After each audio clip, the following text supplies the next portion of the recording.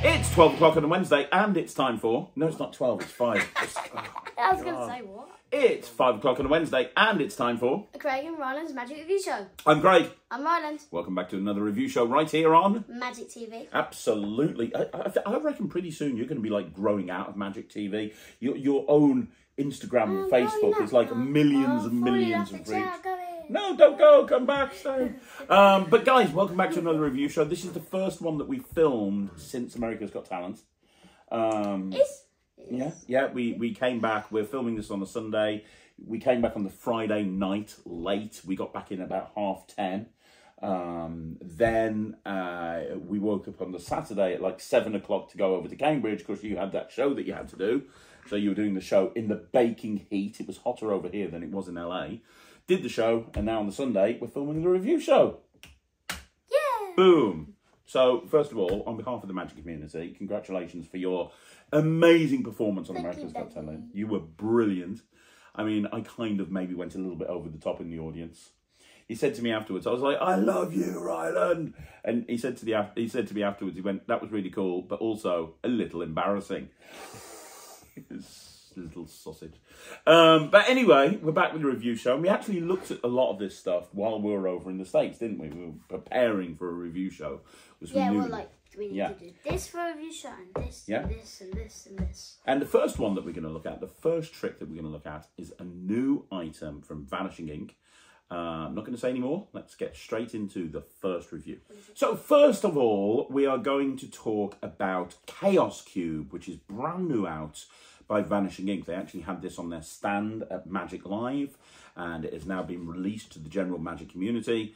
It says on the side of the box, magically solve a cube in a split-second difficulty level medium, Vanishing Ink, featuring the RD regular. So this is made out of the same cube that the Venom cube is made out of, and the cube in bottle is made out of. It's made out of a regular Henry Harrier style RD cube. The Henry Harrier cube in bottle, yeah.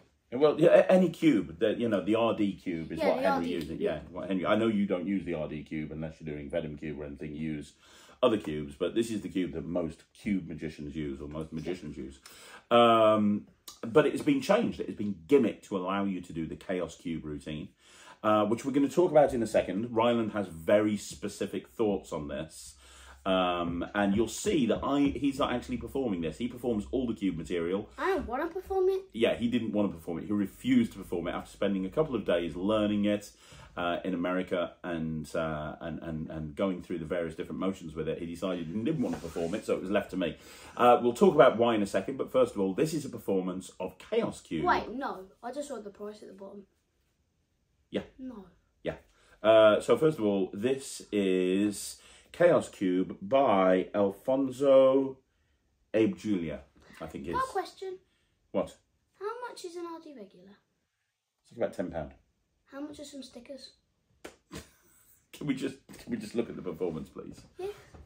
Okay, I want you to remember this moment in time where there's a Rubik's Cube trick on the Craig and Ryland review show, and Craig is performing it and not Ryland. There's a reason for that. We'll get to later. But Ry is behind the camera. Ry, can you see the cube? Yeah. Good stuff, that man. So we're I'm gonna mix this cube up a little bit more, because you know as well as me, the more you mix up a cube, the harder it is to solve. So give it a mix up like this. Now I'm gonna try and solve it one layer at a time, starting like this by doing the top layer. Did you see the top layer solve? Yeah. Let's see if we can do this again. This time I'm literally just going to cover like that, and hopefully I can get the second layer. How's that one? Does that look good? Yeah. And then the final layer, all I have to do is that. I can get the final layer, and now I've solved the entire cube, which is pretty darn cool. But I'm going to go one step further with this. I'm going to mix it up again, because there's a rule in magic, right? You should never repeat a trick, but I'm going to do it again. I'll mix it up again. We'll give it a bit more of a mix up. It's really important that it is well mixed up here. And this time I'm going to try and do the top two layers at the same time, but I'm not going to cover with my hand at all. So these two layers, give a little shake, and those two layers solve just like that. And then when those two layers solve, I can solve the bottom layer as well. How does that one look, right? Did that look pretty good? That looked pretty good. Now I'm going to try and do this one final time. So to do it one final time, I need to mix it up again. So let me give it another mix up. And again, the more you mix this thing up, the harder it is to solve. So that's really well mixed, right? Mm-hmm. And we'll do it again and again and again and again. Right, this last time, I'm going to try and do all 3 layers at the same time. Very, very difficult, very difficult, but I'm going to try and do it. 1, 2, 3. And I can solve all of the layers at the same time, and that is Chaos Cube. Okay, so that was the performance of Chaos Cube. Right, so what it allows you to do, that was the kind of the more advanced routine. You can do 2 things with this. You can first of all take a mixed up Rubik's Cube and solve it very, very quickly. Or you can take a mixed up Rubik's Cube and do the routine that I did, where you solve it 1 layer at a time, then 2 layers, then 1 layer, then 3 layers. There's a couple of different ways of solving it. You saw me at the end drop it into my hand. You can shake it. You can do a few different things. You can kind of throw it up and catch it and have it solve. First of all, let's talk about the pros. Let's talk about what's good about it. What is good about it? It's not going to break, because obviously it's a gimmick. For us. Okay, hang on. You can hold off on that for a minute. But here's a couple of pros. First of all, it's made out of a very good style of cube. Henry Harris's RD cube's really good, because here's the thing. Because the cube is made by Henry. Yes. So it's not going to break. It turns quite nicely, unlike a Rubik's Cube. It turns quite nicely. Well, it's a Rubik's Cube, though. Exactly. So, you know, but... You said it turns unlike a Rubik's Cube. Yeah, you know what I mean? You're talking about the cheap ones you get at Asda. Well, not cheap. The traditional Rubik's Cube brand is not a speed cube. It's quite clunky. Yeah. This, because it's a Henry Harris cube, it actually turns quite nicely. Yeah. That's the thing that I'm saying. So it's a nice made cube. I get that. The reason I bring this up, and before he goes on a Ryland rant, which is what he's going to do in a minute, I know he's holding off. Before he does this, I just want to point out, this is based on The Enchanted Cube by Daryl. If you know The Enchanted Cube by Daryl, I'm not sure if they do or not. I think they definitely did some crediting at the beginning, and I'm sure they would have mentioned Daryl. I'm not 100% sure. I wasn't listening for that. Neither were you, and you watched it as well as I did. But the reason I bring up Enchanted Cube is this is the identical same gimmick. So if you have an Enchanted Cube, this is the same. Now the original, now the original Enchanted Cube was the kind of really... I always wondered why that cube was all weird. Yeah, well, the original Enchanted Cube, before you go on your thing, just let me say one thing, okay? Now, the original Enchanted Cube, 2 things about it. One, it came out way before Cube Magic was popular, before Takamiza Sui and before Stephen Brundwidge kind of bought the 2122 mix or 212, whichever mix you use. Before that came to the forefront that allowed you to do magic with a regular cube, this was really the only way that you could solve Rubik's Cube. And I think Cube Magic has gone beyond that now. A lot of the stuff that, a lot of the stuff that you used to be able to do with Daryl's Cube, you can now do with a regular cube. But the original Daryl Enchanted Cube, one of the problems with it was very clunky. Because it was made up, because at the time, you know, there weren't that many speed cubes available. When I found it, it was like barely able to turn it. Well, this is very easy to turn, which makes the moves a lot easier that you have to learn. But it is, in essence, an Enchanted Cube. Now, the one other thing I want to point out is what you're paying for this is $25, and what you're getting for your money is you're getting this cube, and you're also getting the tutorial. It's a half-an-hour tutorial. It's fairly easy to follow. You know, the camera angles are good. It's explained fairly well. So you're getting the tutorial and you're getting the actual cube. So with that in mind, I know you hate this, and I agree with you in many ways about many of your points. But why don't you talk about specifically why you don't like this? First of all... To them, not me. Yeah, I know. First of all, angles. Okay, yeah, he's got a very good point. In so far as, like, you do a lot of cube magic, don't you? Both on stage and close-up. The gig that you were at yesterday, you did like an hour of close-up. You basically just did cube magic in your close-up, didn't you? Yeah. And on stage, you did Venom Cube, you did Cube Buster, you did some quick solves, you did The Solution by Michael Murray, you did a whole bunch of stuff. When you're using a regular cube, there's not really any angles to worry about, is there? There's like no problem at all. Because, you know, before you do the quick solve, you can show it all the way around. With this, there are major angle considerations. Yeah. In that you cannot have people to the left of you. You can't have people to the right of you. But it's even worse than that. And what I mean by that is, without giving anything away, if I just mix this up, just like I did in the routine, I'm just going to mix it up. Right, okay. So I've mixed this up now. Oh, there you go. So from your point of view, this looks mixed. When I'm in this view... It should be. Yeah. When I'm in this view... You can really only do this to one person at a time. Yeah, because here's the thing. It's not so much if people from the left or the right that see. Even if you slightly over to the left or slightly over to the right, you're going to see exactly what... If you do this, do that, you've seen it. Like, how many takes did I take to make this look decent? I thought it was like at least a million. Oh, no, it was about 10 in total. In order to make that performance that you just saw look decent, because I was fractionally moving my hand, and Ryland was behind the camera, and he was going flash, flash, and that's when I'm literally performing to a camera. So the angles are awful. You're performing to a camera that's still. And yeah, so the angles are terrible. Okay, that's a really good point. Yeah, angles. Price. It's $25. It's not too expensive for what you're getting. It's terrible. It's too expensive. It's $25. Yes, exactly. An RD cube is $10. But you're getting the routine. Can I just ask how... Yeah, never mind. So you could... What was I going to say? You could make this gimmick yourself. Yeah, you could. Yeah, that. You could make this gimmick yourself very easily with a pack of stickers and with an RD cube. However, you're not going to get the routine. I think what people are buying is they're buying the routine. Yeah. Is the point they're trying to make. Like for example, I know you really like my Beyond Stebbins project. Mm-hmm. That's like $30. They could make the same deck up for probably $10, maybe $15. But they're getting the routine for it. So I don't actually think it's too expensive. But you don't really need a routine for this. But yeah, but you don't. If you've never done cube magic before and you watch the trailer. Thing. Okay, now that's a different point. That I agree with. So the point that they're trying to make with this is an easy way to be able to do a cube solve.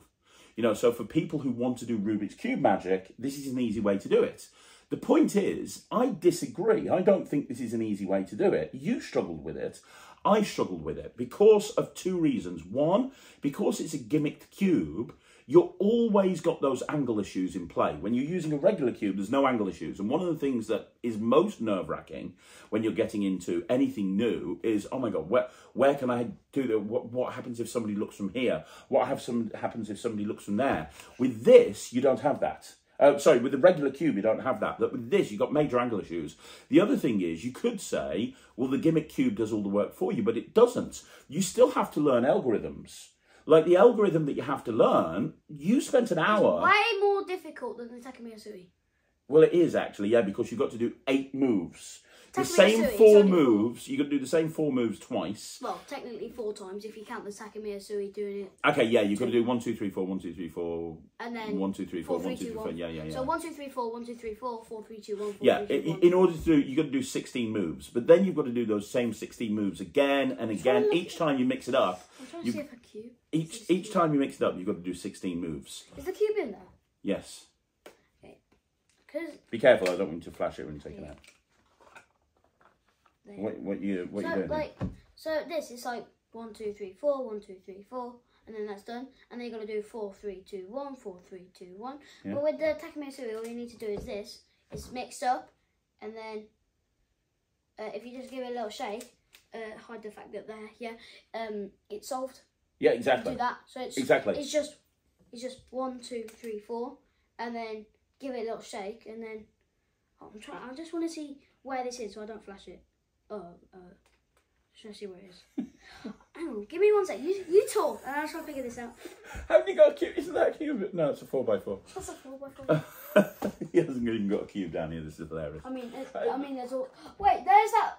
There's the enchanted cube up there. Yeah, the original enchanted cube. That's the enchanted cube up there. Anyway, they don't care. Yeah. So the point is, this is not an easier way. Okay. This is not an easier way to do cube magic. This is actually more complicated. You have to do more moves and more sequences in order to be able to pull this off than you would do if you were using Cube 3 or Cube Effects or, Takumi-Asui's mix. Yeah, because if you just have the Takumi-Asui, to do it, it's just 1, 2, 3, 4, and then give it a little shake to do like that. and then hide it at the back. Well, hide it. Yeah. I understand the back so I don't flash. But if with the Takumi you don't need to hide anything. It's just you just do this. You can do it more than once. You can do it like this. Like you can do 8 moves. You can still do 16 with this, but you only need to do 4, and then you just or you can do my shake solve and just do 2. Yeah. If you do a shake solve, you just do 4 on the way there, little 2, and then that, and it's solved. Yeah, exactly. The point we're trying to make there is it's actually more difficult than the Takumi Asui. Than the Takumi Asui. How much is Takumi Asui? It's a DVD. It's How much is it? like $20 or something like that. Yeah, I know. And Cube 3, which was Stephen Brundridge's thing, which Cube 52 was based off, is like about 30, 35, something like that as well. And it comes with a really nice cube. Yeah, it comes with a really nice cube. So yeah, I mean, they teach you a false mix on here. You know, I would much rather suggest that you look into your friends Kev G and Colin Klaus. They run the Refractor Project. They teach you how to do hours and hours and hours of material with an ungimmick cube. That's so much better than this. So much better than this. And then you've got the thing that's really going to set Ryland off: the reset if you mess it up. I'm just going to mix it up right now. Do you want me to actually mix this up? No, just talk through what we've had to do numerous times. Just for the point of reference, when you're learning cube magic, you will... When you're learning this... No, just let me give them a frame of reference. When you're learning cube magic, you are going to mix up the cube. Now, there's 2 ways to deal with that. The first way is to solve the cube, learn to solve the cube. Or the second way is to get something like a solver, and you can literally just put your camera on the cube, and then you'll be able to solve it. With this, you can't use a solver. And even if you know how to solve a cube... Because even if you know how to solve the cube, like me, you still can't do it. Yep. Unless you take a picture of the top, which... If you take a picture of the top, memorise it, and then... No, even then, that would be really difficult to put off. Yeah, even then, it'll be really difficult. Because if you take a picture, look at the picture, if you accidentally mix it up, you can look at the picture, you've got to figure out where all the pieces are, then you slowly start turning it, making sure it's right, and then eventually after an hour, maybe you'll get it. Yeah. But what you got to do when you're doing it, what you've got to do is you've got to... So let's say you mess it up. First of all, you get the blue side. Because I know how to solve a cube, I can do this. But what I do is I solve the blue side first at the bottom, then the second layer. Because the second layer, as you can see, is completely solved. Then... No. Because then the top layer is literally impossible unless you do the picture thing. Even then. So what you've got to do is you've got to break the top layer of the cube and like put it all together, which takes about, I don't know, 10 minutes, 10, 15 minutes. But the way he suggests doing it is take the whole cube apart. the whole cube apart. Yes. And then build it back up. Because if you don't know how to solve a cube, if you don't know how to solve a cube, you can't use the bottom and then the second layer. So you've got to take the whole cube apart and then you've got to put it all back together. Which would take about half an hour. Which is, you know, when I was watching the tutorial and it had the section on there going recess, I was like, this is going to be interesting. How are they going to suggest resetting it if you mess it up? And he was there with the screwdriver. He was like, right, okay, do this, take it all apart. And the problem is, you are going to mess this up. Ryland is incredible with the Rubik's Cube. I'm pretty decent with the Rubik's Cube. Well, I messed it up like 3 times. I messed it up about 8 times before we did the tutorial. Before I just did that live performance, practicing it before I did it, I messed it up again. And I was like, right, and he had to spend 10 minutes putting it back together. You don't want to get a trick where the only way to, it's very easy to mess up, especially if you've never done cube magic. And if you do mess it up, you have to take it apart and put it back together to fix it. Even if you know cubes. Yeah, it's insane. Look, if you're going to want to learn to do a cube solve, with a gimmicked cube, my advice is to get the RD Insta. You know the RD Insta by Henry? You know, where it's got that thing and you go, and it just solves. And then you can, because once it's solved, you can literally give them the cube to examine at that point. Got the little... Yeah. So you can literally just give them the cube and they can examine it at that point. Yeah. And you're left with a regular cube that you can go into any other cube magic that you want to. That's the best way. The RD Insta is the best way to do it if you want to use an ungimmick cube. A gimmick cube, sorry. But honestly, the best way to learn a cube solve is by get a real cube. You mess it up, you say solver. One of 4 different... I'm going to give you one of 4 projects that you can learn. First of all, Cube 3, Stephen Brundridge. That's where I learned how to do that from.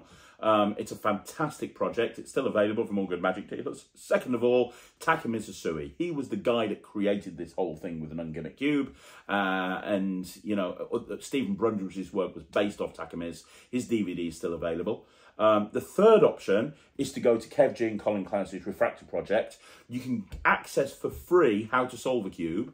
But then on there's a ton of other information as well on some of the best cube magic you'll ever see. And then the fourth place that you want to look is Cube 52. Because on Cube 52, in the 9 hours of tutorial, I talk about how I teach my shake solve. Which has got Colin Class and Kev G. Yeah, and I teach my shake solve. I teach my timing force. And I show how to do I forgot about the timing force. Yeah, and I talk I used the timing force yesterday. How could I have forgot it? Yeah, and you talk about... do you do the throw-up solve? I can do the throw-up solve. I'm saying, did you put it on there? Well, no, because it's not mine to put on. It's Stephen Brundridge's. Oh, yeah, so, no. Who was the one move solve? The one move solve, the original one move solve was Taka Mizusui. And then Stephen Brundridge changed it around slightly. But I do teach that on the project. Stephen Brundridge. Yeah. But look, the point is, this is not very good at all. It's really, really, really disappointing. It's very convoluted for the routine. You can do it in a much easier way with a regular cube. The reset is an absolute nightmare. Oh, and the other thing that we've not even mentioned is the fact that they can't examine this. Oh, no. They always like to look at the cubes. They always asked, can I mix it up? Yeah. How much cube magic do you do close up? It's your big thing. How many times after you've done a cube solve do people go, oh, is there a button? And they want to take it to look at it and just shake it themselves. Yeah, I give them the cube. I mix it up for real. Give them the cube. They like try to find a button. They're allowed to like.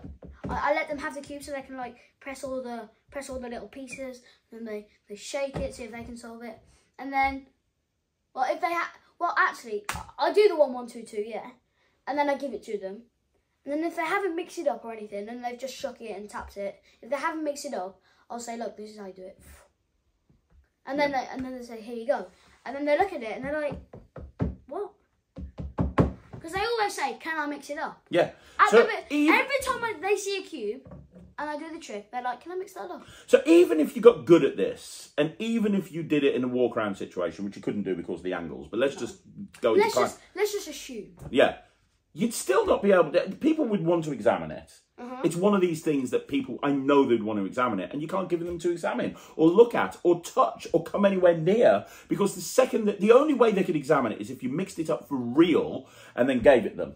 But then if you did that, then you're going to have to nip into the back before you go to your next table with a screwdriver to take your proper part and put it back together again. Absolutely, complete and total rubbish. I've just had a really great idea for a show revisited. What, this? Yeah, good luck, mate. You're on your own. No. Do you know what I'm going to do? What? I'm going to go up to someone and say, do you like magic? Yeah. And so my mum's a magician. Now, I like doing cube magic. So I've got a cube here. A normal cube, you can check it out, make sure it's normal. They check out the cube. And I do all the stuff that I do with the Rubik's Cube, the toss-up solve, the one move solve, the timing force with their little little cube. I do with the shake solve, all of that stuff. And then what I would do is I'll go up to them and I'll go up to the same people and I'll say, did you like that? And they'll probably go, yeah, because they like Rubik's Cubes. Because I always ask them, do you know what a Rubik's Cube is? Have you ever had one before? Have you ever owned one? They mainly go yes. If they say no, I'll just say, do you know what it is? If they say no, I'll just say the thing you can mix up and then you've got to try to solve it. So yeah, and then what I do for the review show revisited is I'll say, now I'm going to show you something way worse and I'm going to see. Way worse. Talk about setting the trick up for a fail right from the very beginning. Yeah. Yeah. Go up to them. And I'll say, now I've got a cube here, yeah. Pretend you don't see anything. I've got the cube, yeah. And I'm gonna mix it up. Do the mix, yeah. And I'm gonna mix. I'm gonna mix it again. Yes, so it's mixed. And pretend you don't see anything. I'm gonna try to solve it. You ready? First layer. Cover that side. Yeah, you can't see anything. Next layer. Cover it up. Third layer. Oh, I messed it up. Hang on, let me just sniff away for a second. 20 minutes later. Oh, I'm back. Just had to unscrew my pop apart. So yeah, that's a crap trick. Give it a rating, right? I'm giving it 0%. Minus bajillion, bajillion, bajillion, bajillion, bajillion, bajillion, bajillion, bajillion, bajillion, billion. Really not good. Million, Really not good. What he said. Bajillion, bajillion, bajillion, minus again, bajillion, point, bajillion, billion, 7 million. Alright, okay, that's a lot. He hates it. Don't buy it. It's really not very good. Michael, good luck. Yeah, good luck writing that down. Anyway, let's move on. Okay, we're back with another one of Juan Tamariz's book. That's right, the book series that never ends. Letters from Juan, Volume 5. When do you think he's going to stop? I think he's planned up to Volume 436. When you're 40, you're going to be reviewing Letters from Juan, Volume 1 million. So what we have here, this is another one from Penguin Magic, Juan Tamariz. This is just like before. There's a letter from Juan where he talks about a particular theory. He's got a theoretical thing that he talks about, and then 4 tricks. Now, the problem that I've said with all of these books, and some of them have been very good, some of them have been not as good. The problem with all of them is that it's subjective as to whether it's any good or not. And this is coming from somebody who is a huge Juan Tamariz fan. But not all of Juan Tamariz's material is amazing. Some of it uses mem decks. Obviously, Juan's famous for mnemonica. Some of it is gambling routines. So if you don't like gambling routines, like we don't, or you don't use a mem deck, about probably 40% of the material in this book is no good to you, unless you're planning to love gambling routines or love mem deck. So it's very subjective. There's only 4 tricks. When you've only got 4 tricks in a book that you're paying whatever it is, $20 for, you want all of it to be killer, no filler, because you've only got 4 tricks. Why filler? Well, filler is... What if you fill it with good stuff? Yeah, but the term filler is used when it's like something that's not really that good and it's just been thrown in there for the sake of it. So when you only got 4 tricks, you want to make sure all the tricks are really good. And sometimes they're not. Sometimes they come across as filler. And sometimes they're just, you know, I could love a particular trick in the book and somebody else might not like it. And they might buy this and just not get anything from it because they don't do mnemonica, they don't do gambling demos or anything like that. So let's just very quickly go through it. So the theory essay is all about picking spectators, picking the right spectators, and how he goes about doing that when he's got people coming up to help. And then you've got 4 tricks. I'm going to perform one of them in a second. The first one is called Tweezers. And it's a way of doing 2-card Monty because he takes 2 cards, 2 tens, and uses them as tweezers to pick up 2 other cards. Oh, okay, that's cool. So that there's no sleight of hand involved in it. And this particular routine, I'll probably put on a Magic Live at some point. I'm not going to perform it now. But this particular routine... What kind of Magic Live? There's 2.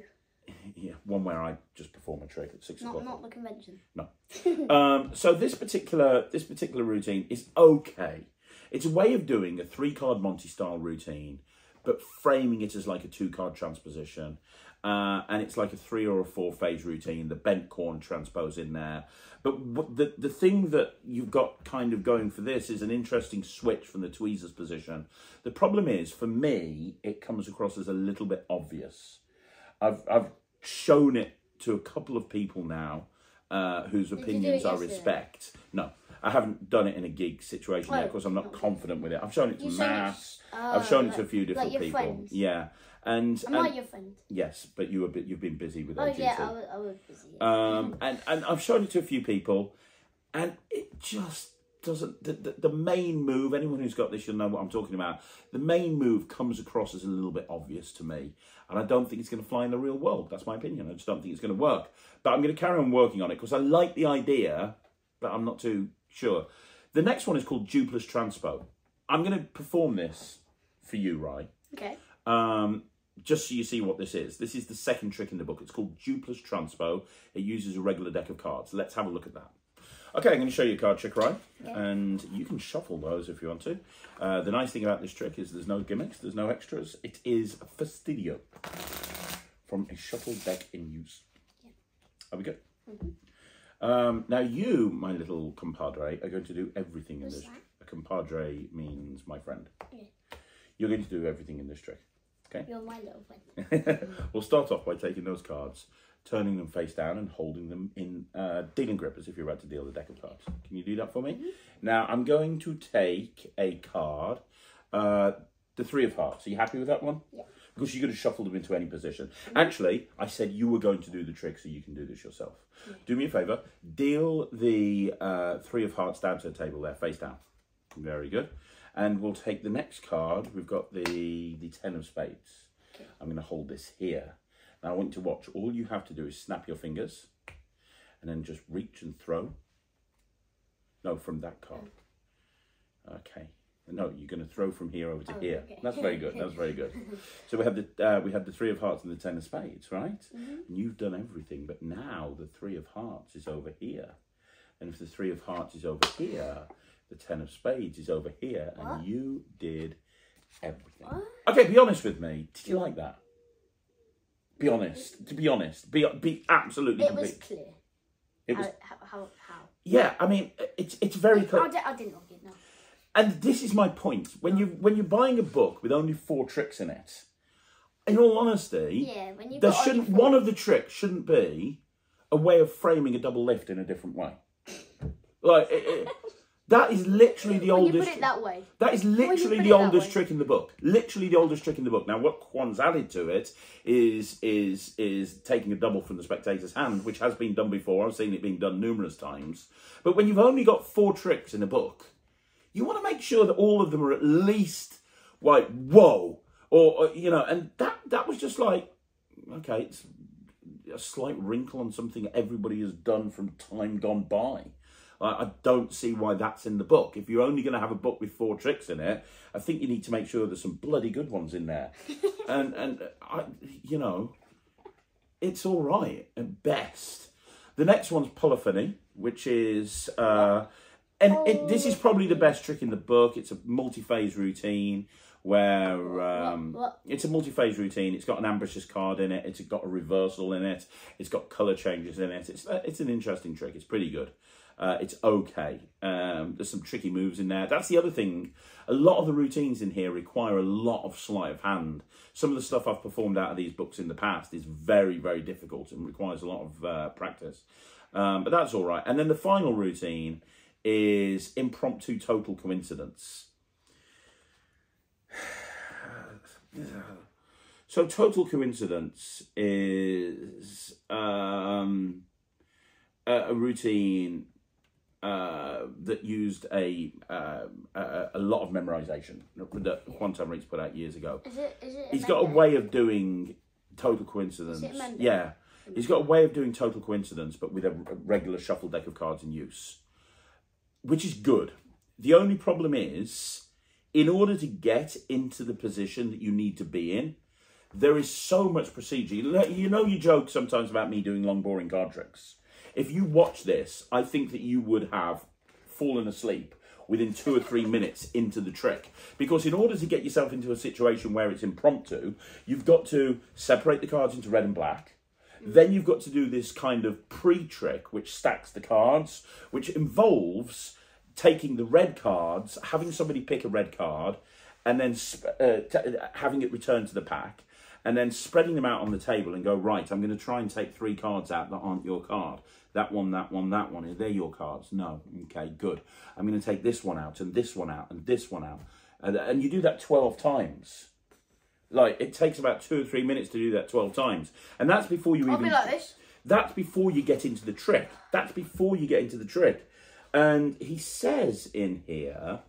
where is it? Okay, there you go. He says in here...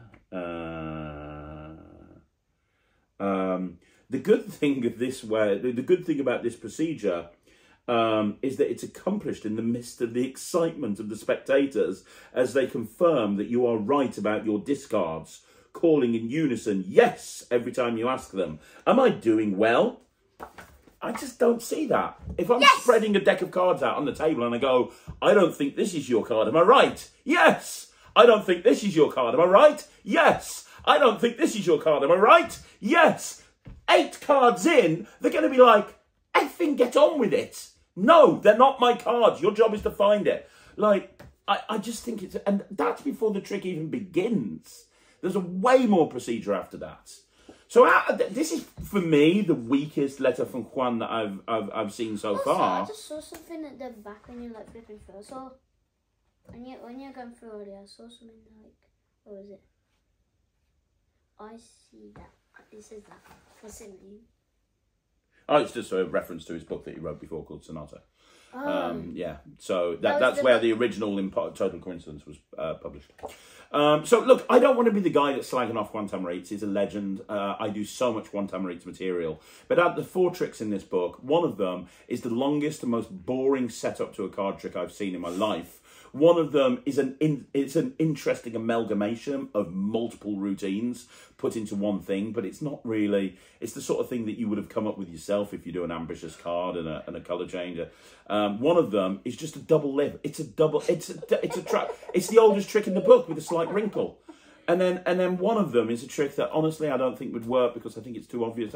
Yeah, whatever. Look, this is the weakest one. I'm not saying that Juan... I know I'm going to get attacked in the comments, but I've got to be honest. Some of the letters from Juan's are great. Some of them aren't so great. I don't think this one's that good. I think it's 50%. However, you might like the material in there, and that's the problem with these books because there's only 4 tricks. So you're either going to like it or you're going to hate it. But no, you're either going to love it or you're going to hate it. 50%. What about you?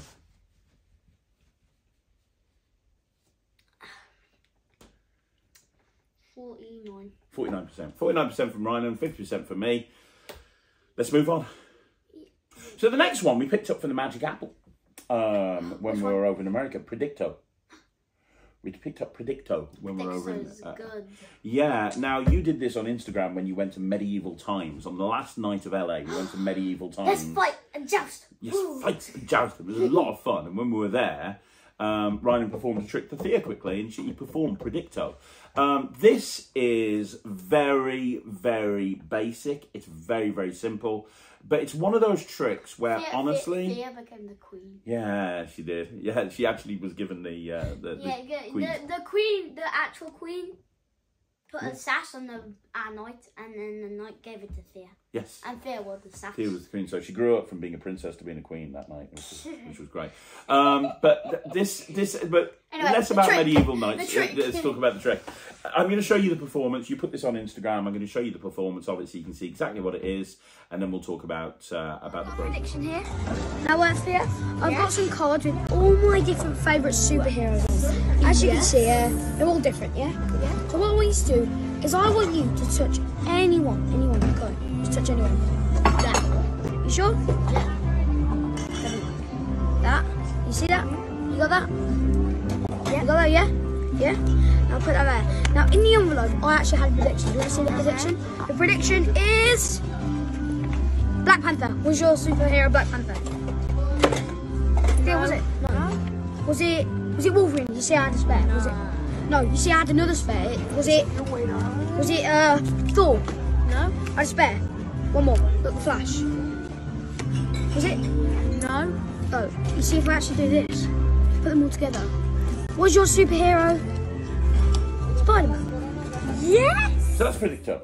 It's very, very, very simple. Yeah. But in essence, what you just saw is what happens. So what's nice is everything's being made to look like a kid has written on the card. So if you're an adult, you could say, I wouldn't do it like that. I'll do it nice and neat. Yeah, I know you would. Your handwriting's quite neat. But, if you're an adult... Thea would go. Yeah, well, Thea would. If you've got an adult... Her writing's getting better, actually. It's better. It's not perfect. No. If you're an adult, you could talk about... I mean, no one's writing is perfect. Stop talking! Okay. As an adult, you could talk about how, hey, you've got a nephew, or you've got a son, or you've got a daughter, or a niece, or something, and they made this trick. You said your sister. Yeah, that makes sense. Yeah, you wrote... No. I can't say on Instagram that, because... She was standing next to you. She was standing next to me and she's like, I didn't draw on those cards. But what's really nice is you get 2 reveals in the box, don't you? You get Wonder Woman and you get Spider-Man. So Spider-Man. if you do restaurant magic and you want to have 2 reveals, you could literally have 2 envelopes, one with one prediction, one with the other, and you could change it around all night. I love that you've got that magician in trouble scenario. So you've got the envelope that you put down. They really feel like they've got... on Instagram, you should have seen Thea's face when I did that. You know in that scenario, yeah, the magician's in trouble. You should have seen her face. No, because when I did it, and I took it out, and she saw the first one, and she's like, she looked at you because she's like, we're gonna have to do this again. She looked at you and went, no.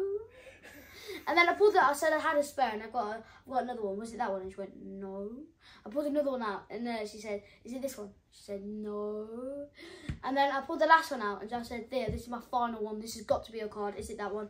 And she just looked at you and went, no. I was like, Thea, if you actually look here, you can see if I turn all these cards over, and it lands into Spider-Man, and she's like, yeah. And look, superheroes is always... Superheroes is a great hook. Superheroes is a great hook. Yeah, for adults or kids or anybody. Adults or kids. Yeah, everybody loves superheroes, right? Everybody loves Marvel. Everybody loves Marvel. Not so much DC. Everybody loves Marvel. But, yeah, I mean, it is what it is. Look, it's... I mean, you have got Flash in DC. It's a very good point. It's self-working. And Batman. I'm trying to keep you on track with the trick. It's self-working. It's easy to do. The end reveal, everything's examinable. The cards that you have them pick from at the beginning are designed to be able to force either Wonder Woman or Spider-Man. But if you wanted to, and you wanted to change the force, you could have digital force bags set up with superheroes if you wanted. You could change the force in any way that you wanted. But it's very simple. I like it. I'm going to give it 85%. I could see this. It takes up no pocket space. I could see it perfect. Like that gig you were at the other day. Yeah, the other day, yeah. That would be perfect. Oh, yeah, the one yesterday. Yeah, that would be perfect for you to just throw in your pocket. I know you had limited pocket space because you were dressed as Harry Potter. I had no pocket space because I had these really tight jeans on with barely, like, the pocket was like that. Like that. It was like that. So all I could fit in there was... Grandpa's necklace. Grandpa's necklace and a little mini cube.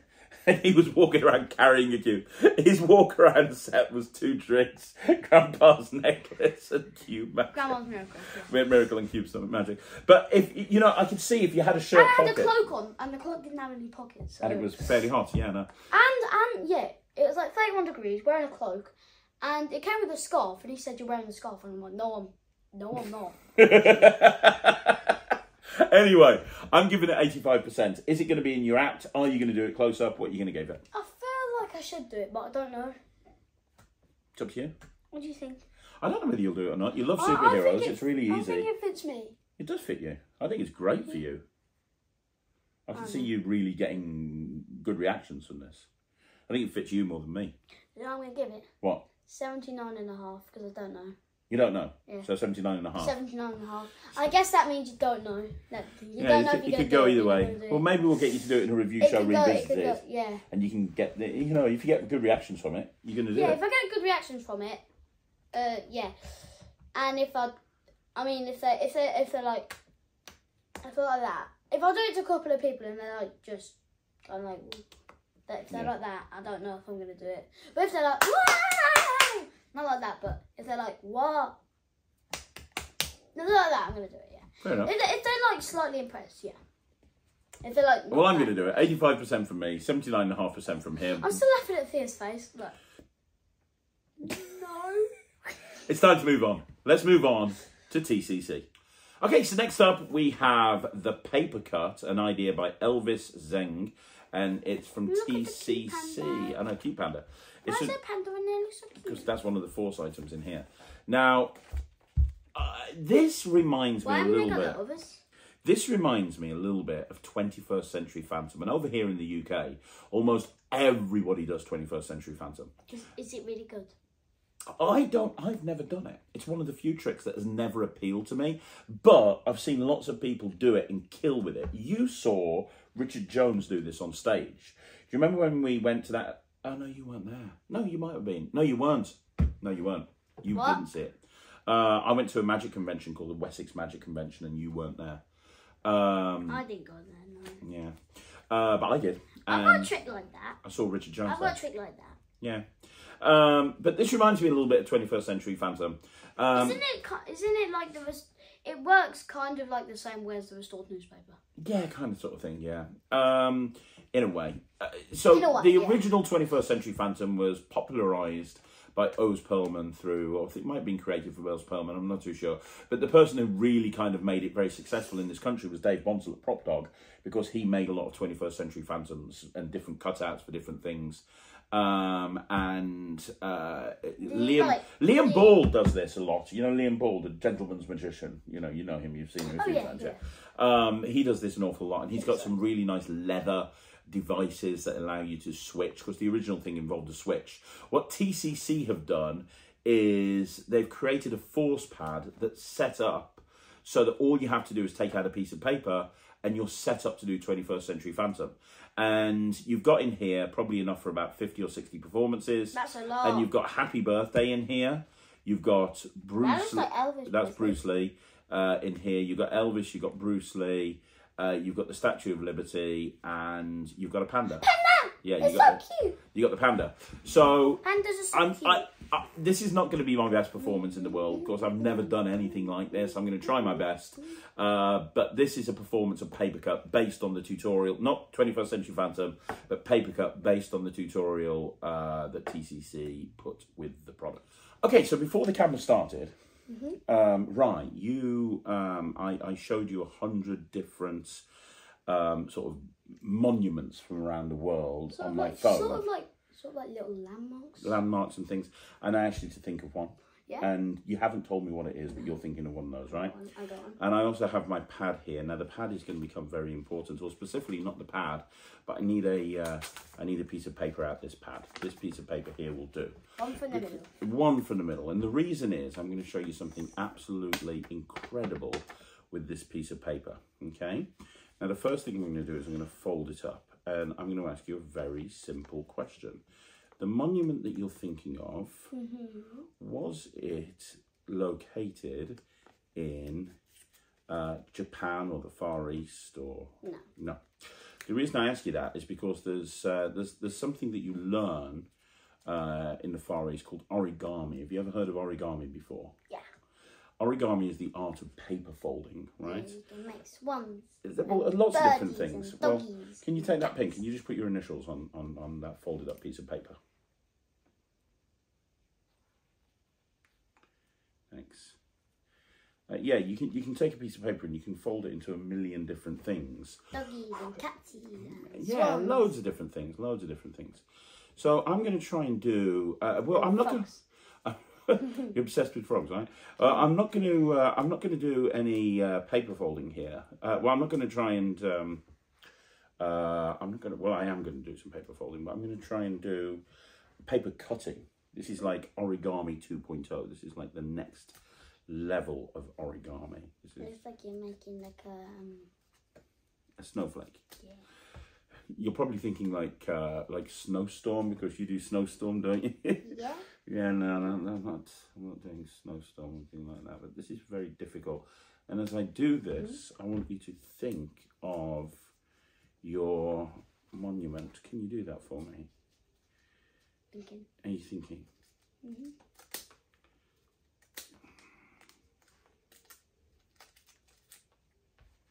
Like cutting everything. Not everything. I've left a lot that I haven't cut.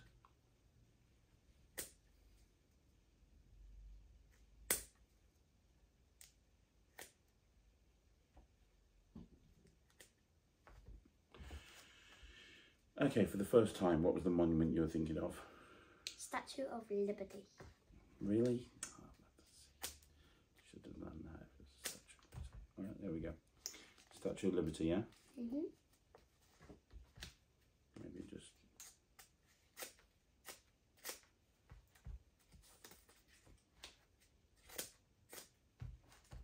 Statue of Liberty. No way. No way. The Statue of Liberty. No way.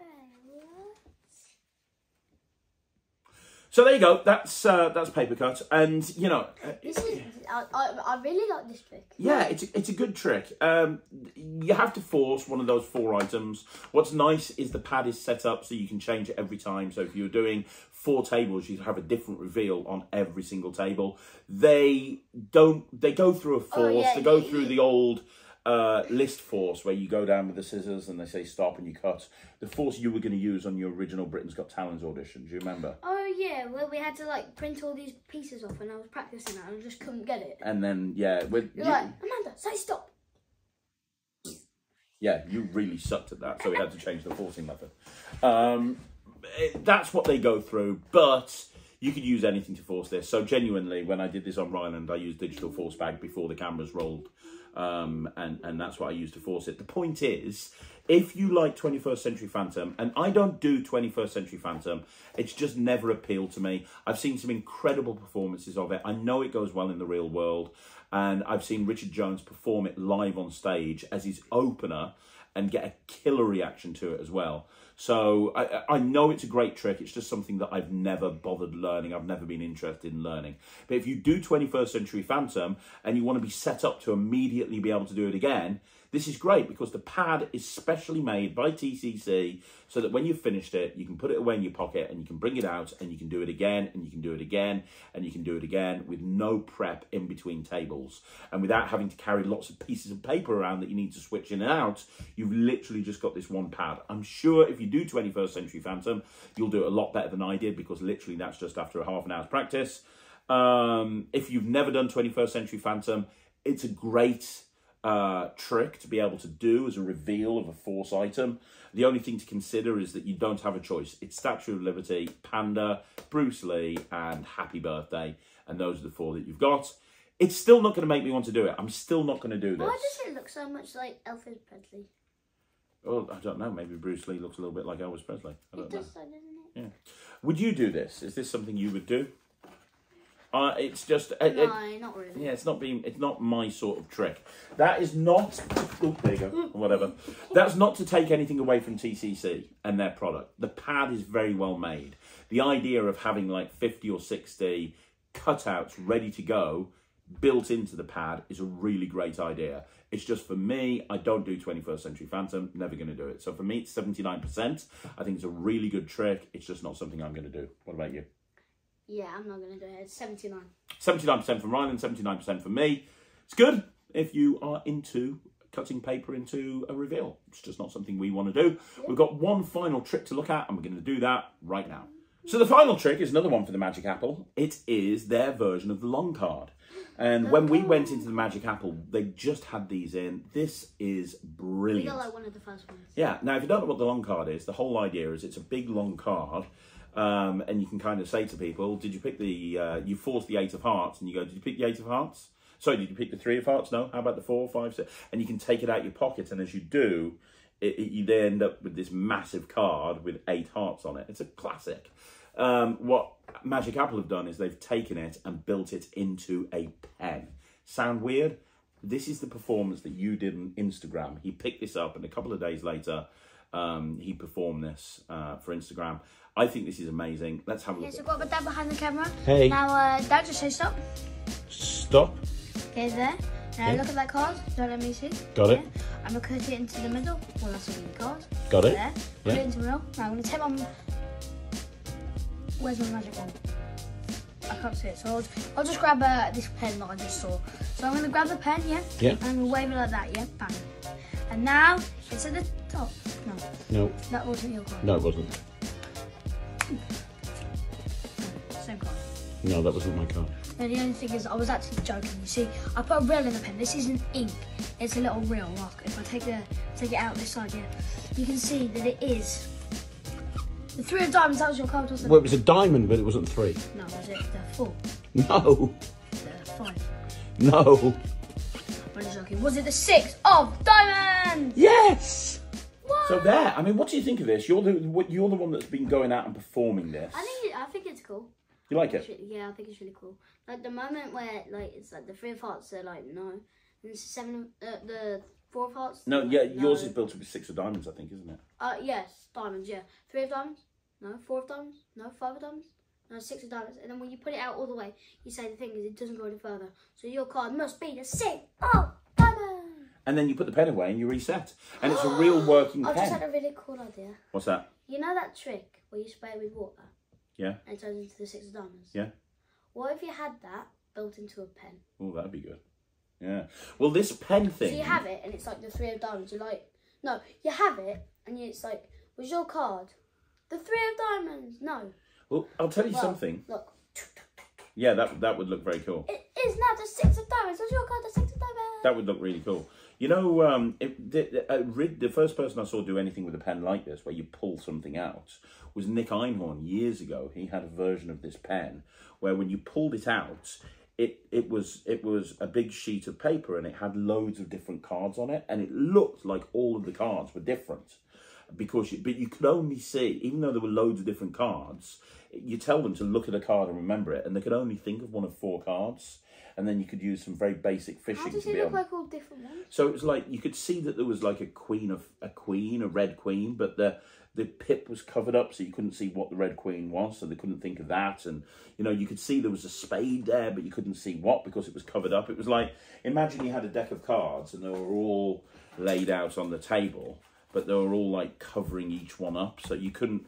So you saw loads of cards, but the only 4 that you could see the pips of were the 4 force cards. So it was great because you'd take this pen out, you'd say, think of a card, you'd close it back up again, and then you'd be able to just concentrate on the card. And he had this little script that you went through. It didn't feel like you were fishing, but you were able to get their card immediately. It was really good. Is it a red card? Yeah.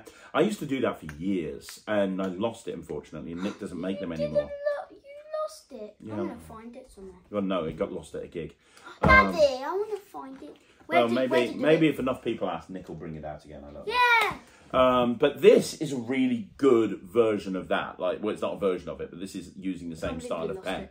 The long card is a classic gag anyway, and this, it's self-working, it's well made. The pen writes anyway, so it's a perfect pen to carry around if you're going to use a pen for anything else. But you've got this long card built into it. It's a great card revelation. You know as well as me, like at that gig yesterday you were doing, and I jumped in and did a bit of close-up with you. I was just I borrowed your Tic Tacs. And the reactions were insane for that. Simple card reveal, boom. Tick-tock, tick-tack. Yeah, great trick. Card revelations are awesome. I'm going to give this 95%. I think this is a brilliant trick. It's available from the Magic Apple. It gets 95% from me. I know this is currently sitting in your close-up case and you plan on doing it. What mark are you giving it? I'm going to give it... I want to do it. I know you are. Because it's already in my close-up case and I've already done it. And I'm going to give it... I think I'm going to give it 95.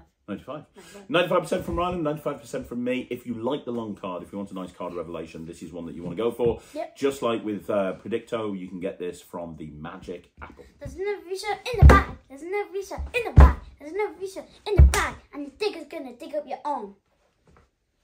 Where'd you get the digger from? Okay. Just random. Okay, thanks. Stop. You can dig up my arm after we finish this. Thanks very much for joining us here on Magic TV. Thank you very much for watching another Craig and Ryland review show. I'll be back next week with Ryland. If you want to follow Ryland on Instagram, Facebook, YouTube, it's Ryland the Kid Magician. And if you want to join the Netrix, it is www.thenetrix.com. Cookies! www.thenetrix.cookie. If you can't get .cookies, try .com. You might find. Okay. .cookie will work. We'll be back again next week. Thank you so much for watching. We're going to go and play with diggers, apparently. I'm Craig. I'm Ryland. We'll see you again. Take care. Bye, everyone. Bye-bye.